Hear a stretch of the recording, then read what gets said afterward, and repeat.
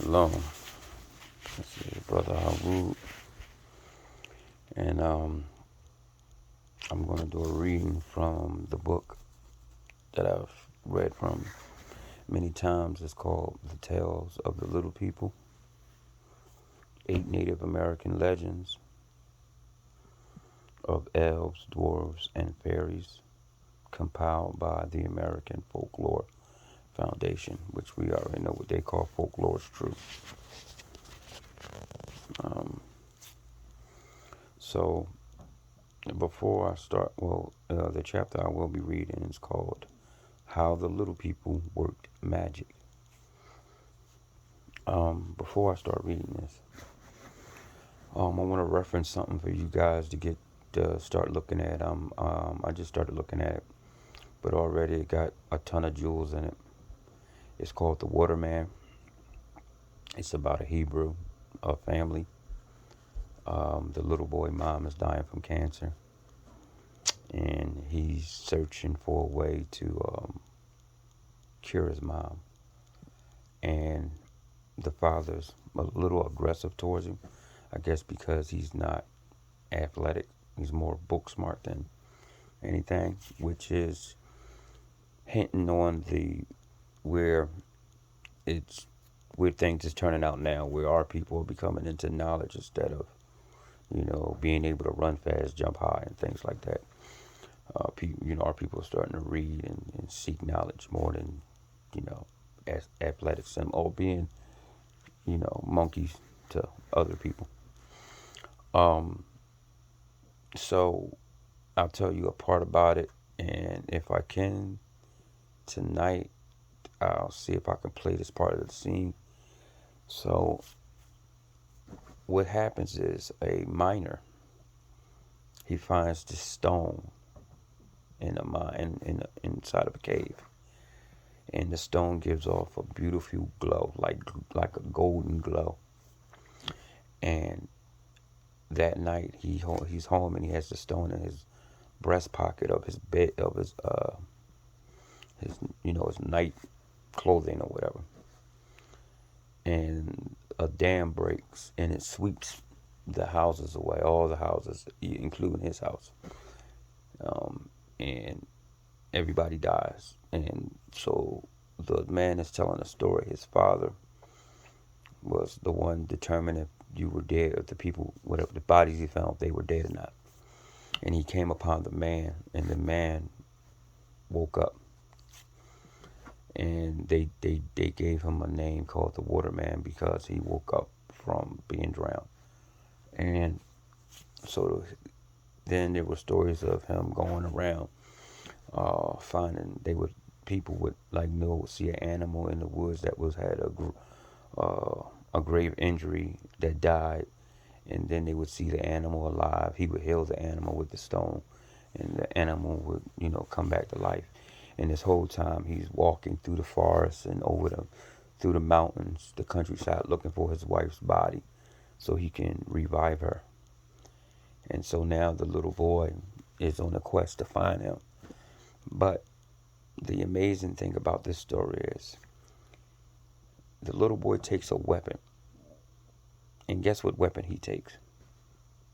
A sword. Now, some of us might not see the significance in the sword. He's going after a stone, and he has a sword. For the ones of us that know what I'm talking about, throw it in the comments. Let people know what I'm talking about. And for the ones that don't know, read the comments, because I'm quite sure a lot of my brothers and sisters are going to educate you real quick as far as to deal with stones and swords. So, they're putting so much meat into these TV shows now. It's getting crazy. They're letting us know that it's nature. We definitely have to return back to the earth. Definitely have to start using,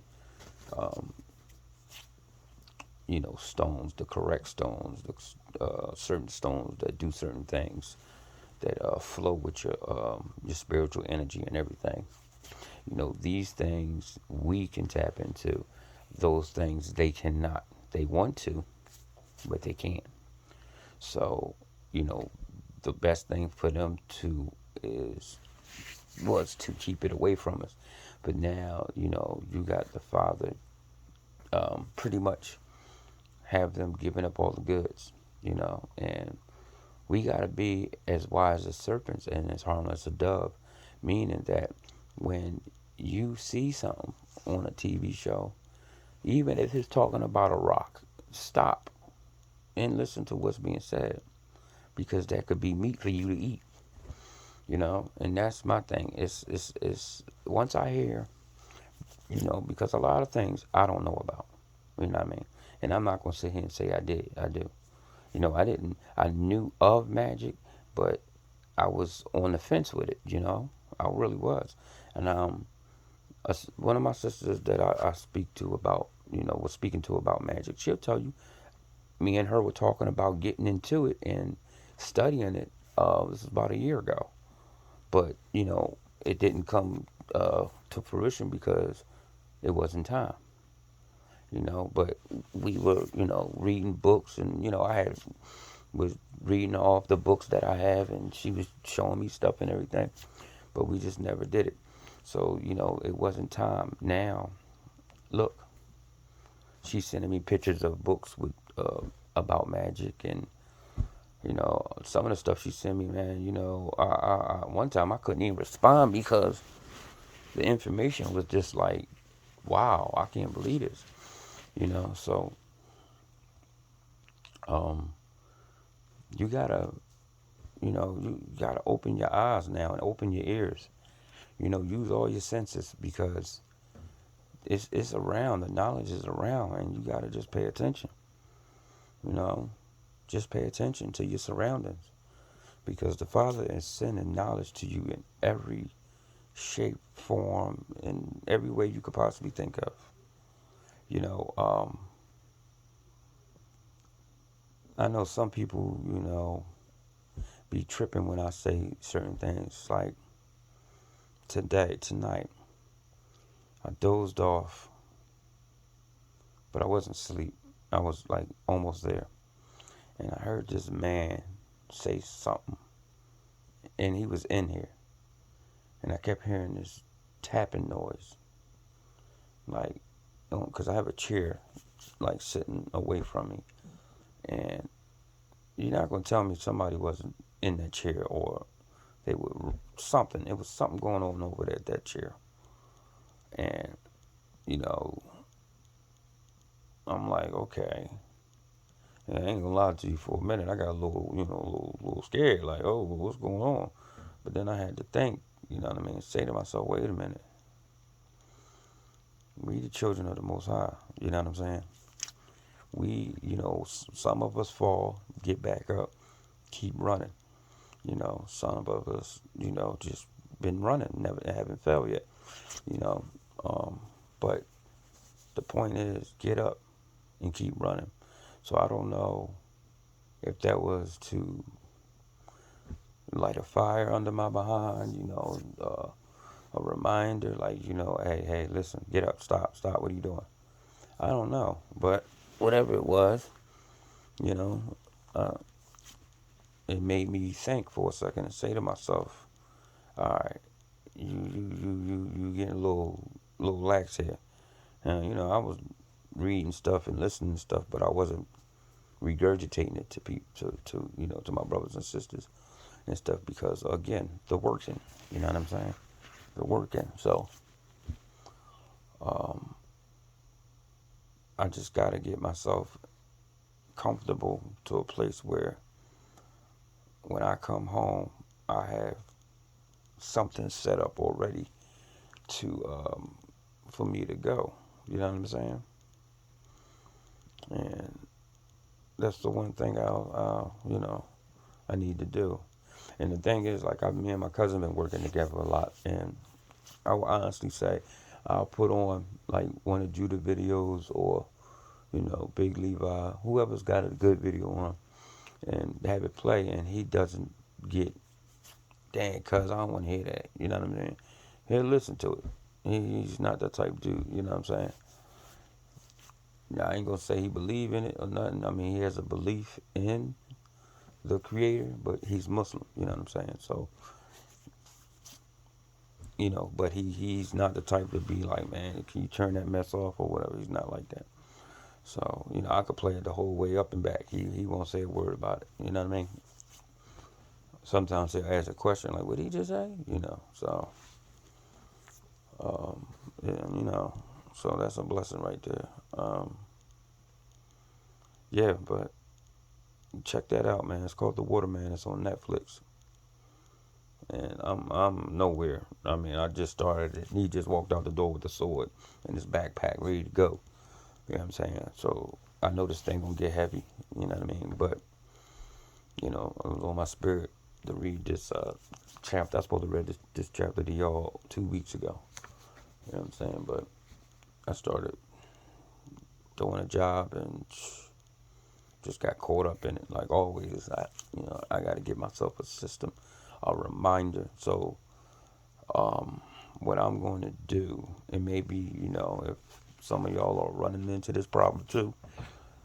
So I'm going to go to Walmart tomorrow. Hopefully they got it, or order it. I might just order it.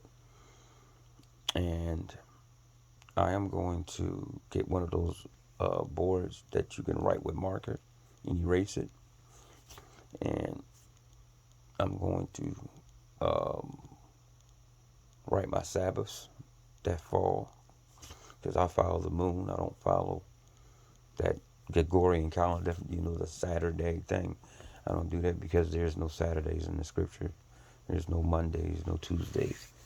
You know, the Most High God uses math, numbers, not names. You know, I mean, he does have names for, you know, things, but there's day 1, 2, 3, 1 through 7, and then it goes on.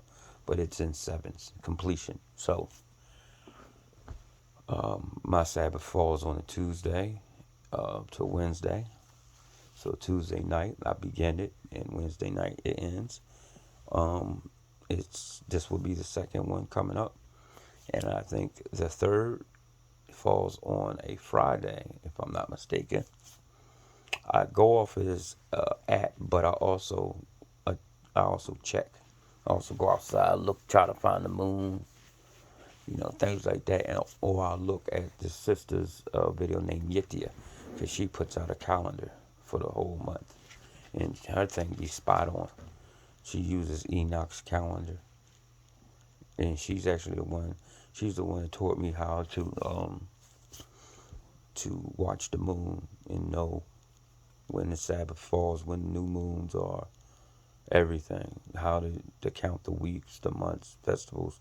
She taught me all that, how she numbers the months, because the moon is actually your calendar. The moon will tell you what month you in and everything by the height and all. It's amazing. She showed me how to literally tell you what time it is by the sun being in the sky at a certain height and you know, in a certain area.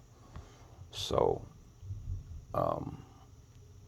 because y'all got to understand this, when this place falls, when the system breaks, the clocks go, the calendars go, all the timepieces, everything you have that you can conveniently look at your wrist or look at your phone disappears. The apps go. So understand this. How are you going to be able to know your Sabbath? You're not going to be able to say it's Saturday when you are a year in and there's nobody reminding you, oh, today is Saturday. That's going to quickly go away. You know what I'm saying? So you would have to, the only way you're going to be able to tell a Sabbath is by looking at the moon. That's the only way. Right now, you know, people are just doing what's comfortable for them. A lot of people all don't work on Saturdays, so that's their Sabbath. But we know it's by the moon. It's clear as day. The Father tells you that. It's in the scriptures. You get up there, you look for new moons and everything. So, new moon, new month. You know what I mean? So it's to the point now where you have to use common sense, and common sense tell you if there's no clocks, no calendars, no type of timepieces. The only way you could tell time and what day it is or whatever is by watching the moon and looking at the sun. That's your clock. Those are your timepieces. So my because it's going to come a point when you're not going to get that excuse that I had to work or I had to do this. You see what I'm saying? And it ain't gonna be all that because everything's gonna revert back the way it's supposed to be. Where you don't keep his Sabbath, he gonna kill you. Like it ain't game playtime is gonna be over. So right now you get the option of having excuses. I had to work, take care of my family, this, that, I don't know it, yakety smackety. But when this place goes, what I'm gonna tell you is this is when we're going to be tested because right now you're inconvenienced. You can blame it on these people, but what are you going to do when they not here and you still ain't keeping this Sabbath and you still running around doing that craziness? Who you going to blame it on then? You see what I'm saying? And you got to understand is that when it talks about them coming back and attacking us because they don't have anything and they were going to take everything back from us what they thought they could. He clearly tell you that the first part of the city is taken and brought into captivity. Why is the first part of the city put into captivity?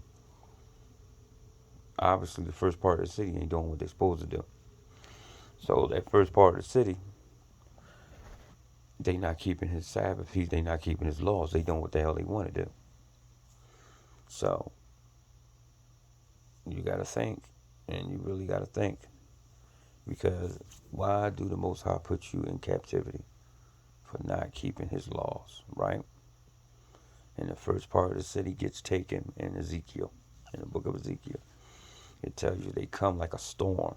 All these nations come together and say, come, let's go take a spoil. And take cattle and sheep and da da da. They're not going to have none of that over there.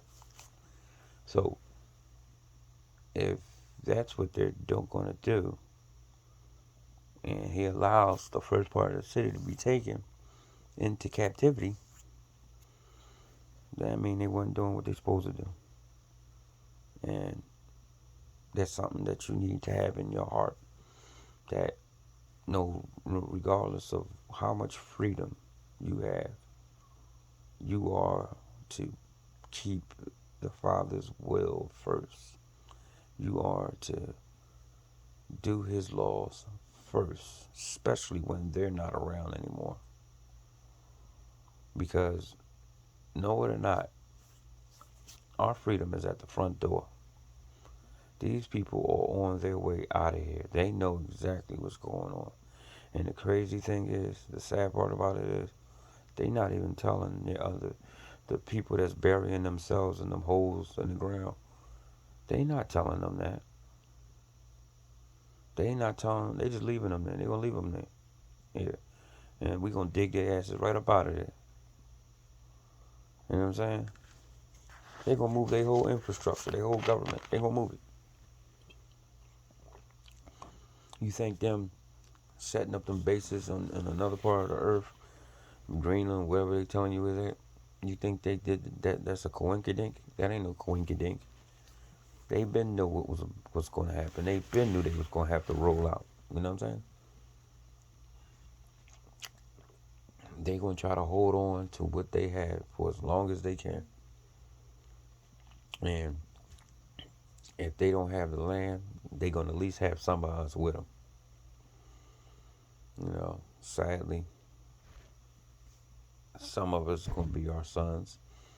Some is going to be our daughters, wives, husbands, because they ain't going to listen. They're going to choose captivity over freedom. because they gonna listen to that bullshit cap propaganda they spill. So let me get into this thing, and we go from there. How the little people worked magic. Once a little Indian girl was very sad and unhappy. The Great Spirit had taken her father and mother, and she had gone to live with her relative. I think I read this before. Hold on, y'all. Let me try and read this before.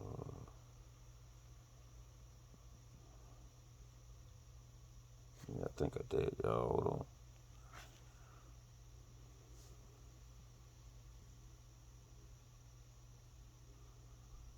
Yeah, I think I did, guys. Yeah, because it talks about the little man, the little chief being really nice and kind to her and showing her magic. Alright, let me see something. I'm going to try to find something else.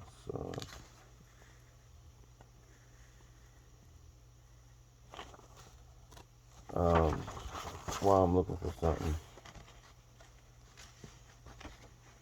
do y'all know that one of those Asian Indians got up there on TV and literally was saying that you should hear how different races talk about us, like like dogs, like when they sit around at the table, they talk about us like we're nothing. You know what I'm saying? And it's just like it's funny how you have a so-called sympathy for us, right? But you ain't got that much sympathy to tell us that we're the actual people, owners of this land, and you ain't nothing but an imposter. You won't do that. And see, that's one thing that our people gotta understand and come with a realization. Just because they get sit down and have some type of so-called sympathy for your play, for your plight, because of things that was being done to you. You want to show me you for my people? Give us our shit back. Give up the land that you were given by these people. They gave it to your people. Your people. Give it back. That'll show me that you for my people. But I guarantee y'all this: not one of them is going to give up that land. Not one of them is going to give up their inheritance that was stolen and given to them. I bet you that. So how are you for us, but you won't give back what is rightfully ours? You see what I'm saying? So like I say this all the time, man. It ain't nothing but a bunch of lip service. You just running your mouth. You open your mouth and shit fall out. That's all it is.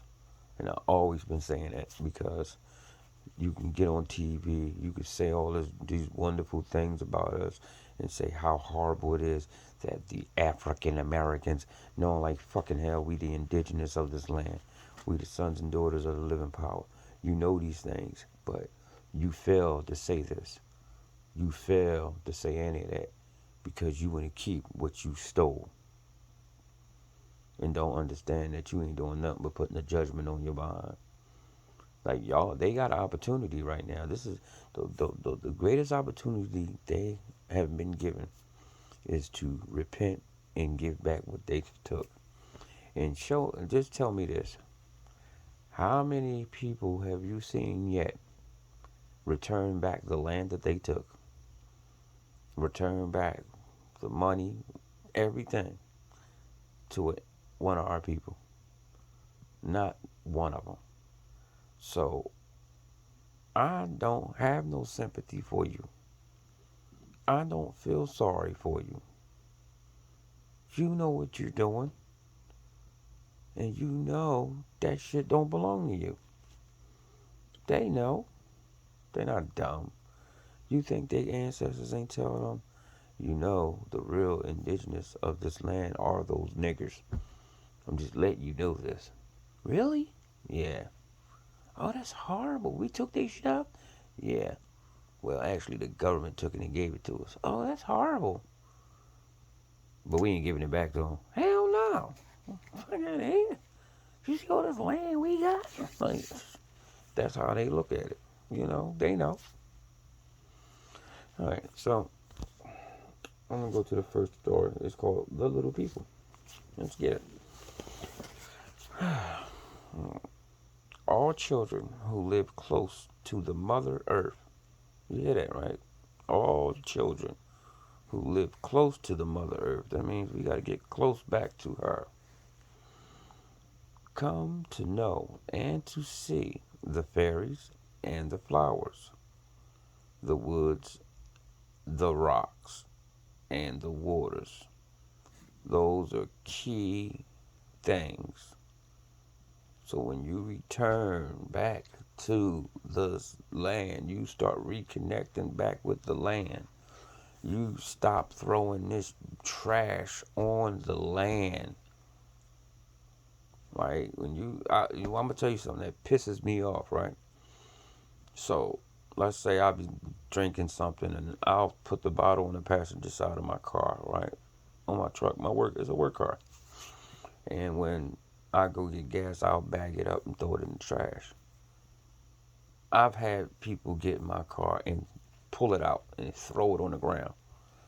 That irritates me to the point where I'm ready to fight.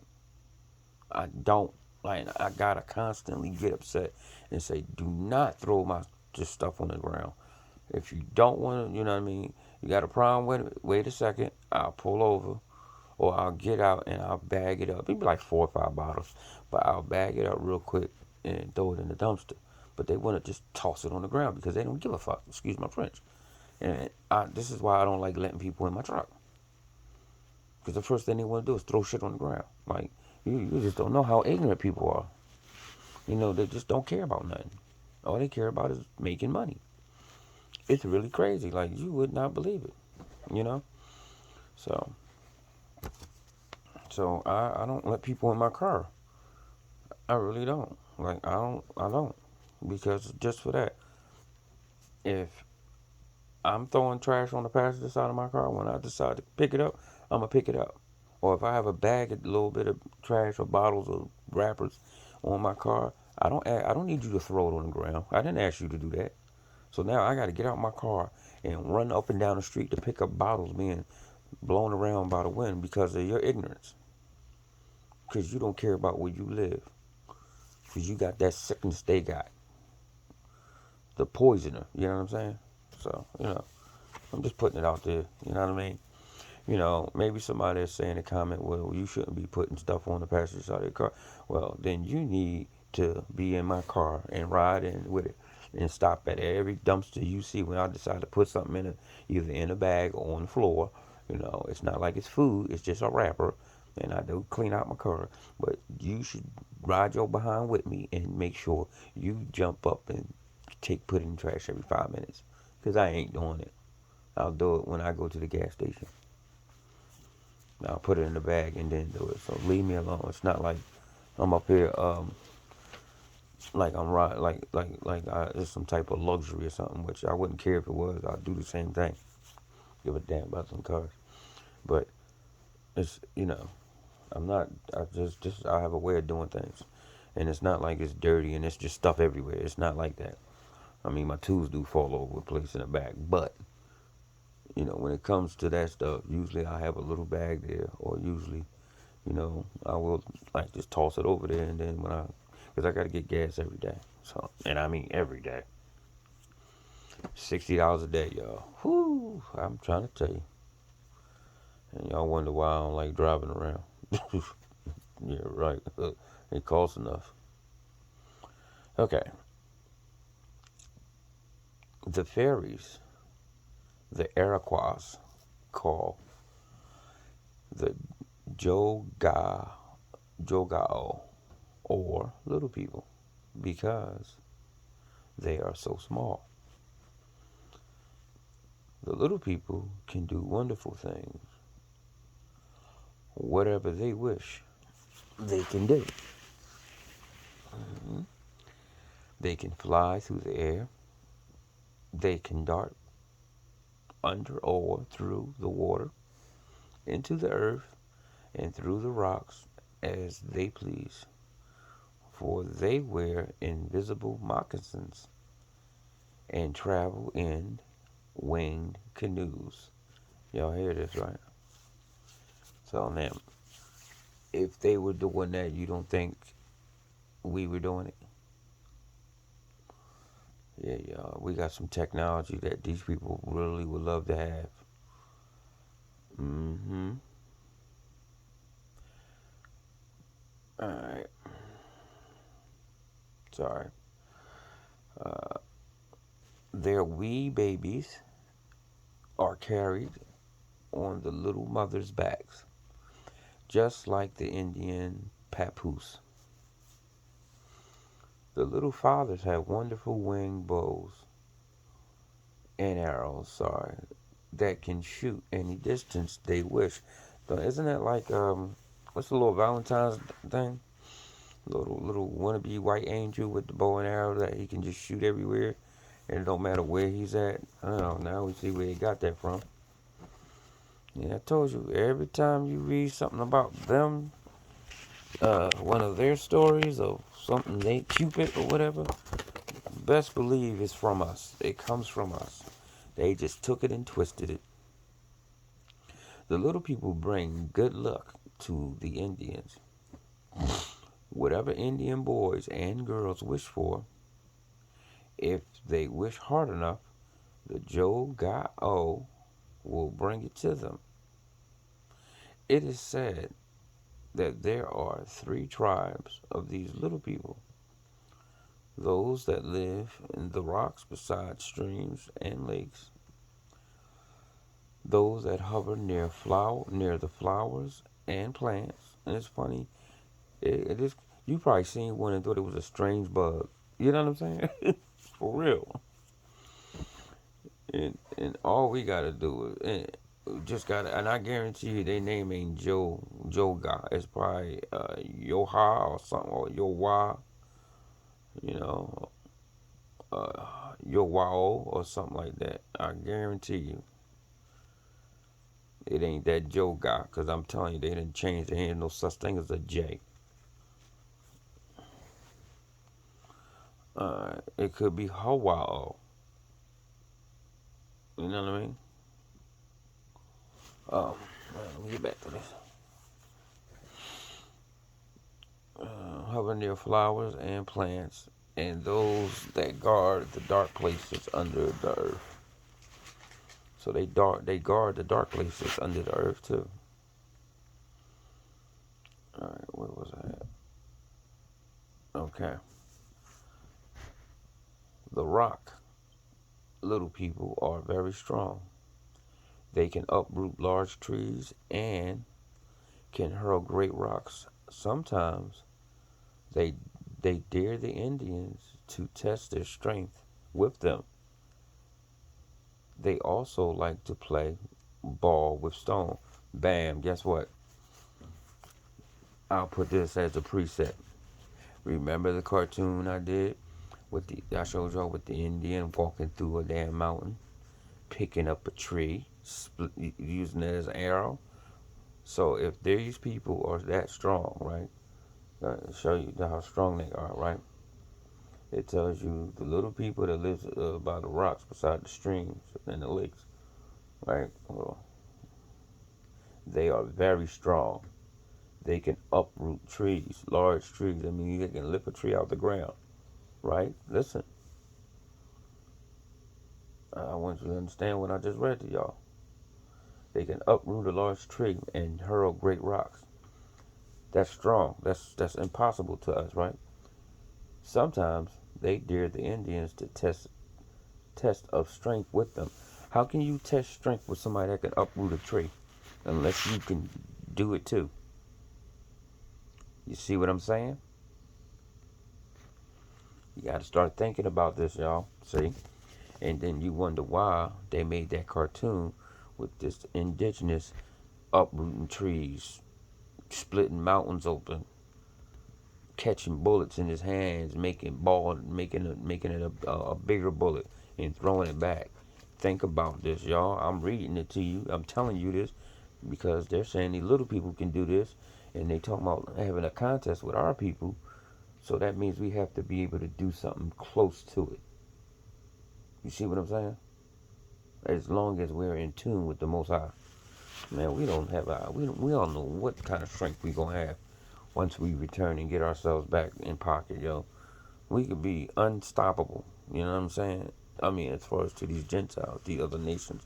And I now understand why the fear is going to be so crazy. This is why they're so scared.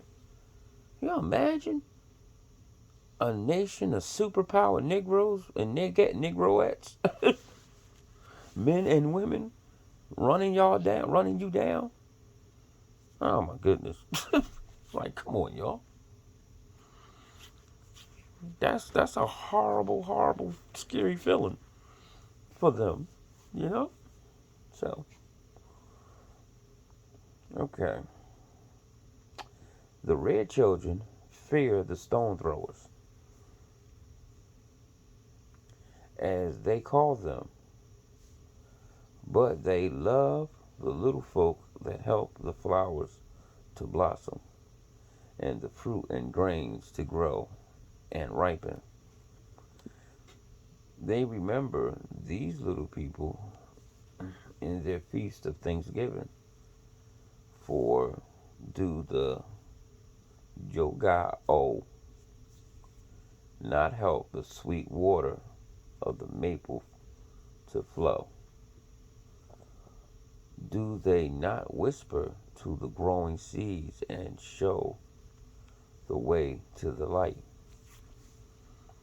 Do they not guide the runners of the strawberries, turn the blossom to the sun, and plant the berries red? They also tint the grains and give to the corn its good taste. The third tribe of little people dwell under the earth. They guide the sacred white buffaloes and keep the serpent monsters that live in the darkness below from coming to the surface to the red children. We're going to have to get into that. Okay, hold on. There are trails that lead out to the sunlight, but the little people guard them close. Although sometimes the great serpent will find the trail of a spring and will follow it and poison the waters. Y'all hear this, right? Often at night, these elves of the dark come to the upper world and dance with the other little people. Wherever you find a tree in a deep dark part of the wood around which no grass will grow, there you may be sure a dance ring has been formed. There the little people have danced till the moon dripped out of the sky. So let's go back to this thing with these serpent people. Have y'all been seeing the videos where these people, you got people calling these people these lizard men, right? Right? Y'all see that? Y'all heard about that? They like all in the government, poisoning the water and shit. What if this is true? And what if this is the serpent that beguiled Eve? Think about that. What if this is the serpent that beguiled Eve? Hmm? Because it's saying sometimes the great serpent will find a trail of spring and will follow it and poison the waters. And now you got videos of people's faces morphing to lizards, looking like lizards, eyes turning over like serpents. I don't know, y'all. That's just something to think about. Um, what I'm gonna do is I'm gonna start searching for books, old books that has something to do with serpent men from the underworld, and see what I can find. I hope y'all enjoyed this. Take heed to what I'm saying, y'all. Please take heed and start learning the phases of the moon and how it travels across the sky on the wind, because the moon is in here with us and so is the sun. It is not outside. That is not the sun that they got blacked out that they telling you is the sun. Think about this. I said this to my son earlier because my son believe in that NASA bullshit. Excuse my French, but he do. And I had to say this to my youngest son. It's my youngest one. I said, so they have an infrared camera that shows out, on what they call outer space, and they show you the sun, but they black it out, and you could just see the light, the glory of it, you know, the fire, the light emanating off it, but you cannot see it because they blacked it out. But they will sit there and put up a simulation of the sun with big ass fireballs shooting off it and what they call solar flares and all this bull crap. And I asked my son, what is a simulation? And he pretty much told me it's not real, it's something they made up. Right. So it's not the actual thing, right? He said, yeah. I said, okay. So if they can look out into what they call outer space and look where the actual sun is supposed to be, why are they blacking it out? He said, I don't know. And I said, so, and then why are they showing you a simulation of the sun instead of just showing you what it is? And he said, I don't know. I said, because that ain't the sun. You know what I'm saying? It's something else. And it has something to do with a great power. And they're keeping an eye on it and keeping an eye on the movements of the chariots that is being sent out from where? Who sits there? The Most High. They know what the hell is right there. They looking at the Father. This is why they blacked it out. And that's why they give you a simulation. You look at the lady Gina Marie, she always talks about ships on fire, of fire coming out of it, or all these different just stuff coming out. And you can see the light emanating, but you never see what it is because it's always blacked out because they don't want you to see that it's the Father. If you see that, if it for 1 minute that thing cleared up, do you know what would happen? And when we seen it, their asses will be in a whole lot of trouble because that would strengthen our faith so much. And I'm talking about for the ones that don't believe nothing. It would strengthen them so much. They would run. They would just be like, you know what, we gotta go. So they not gonna show that, but they gonna show you some fake ass simulation. You know what I'm saying? All right, y'all. I hope y'all enjoyed this. Shalom.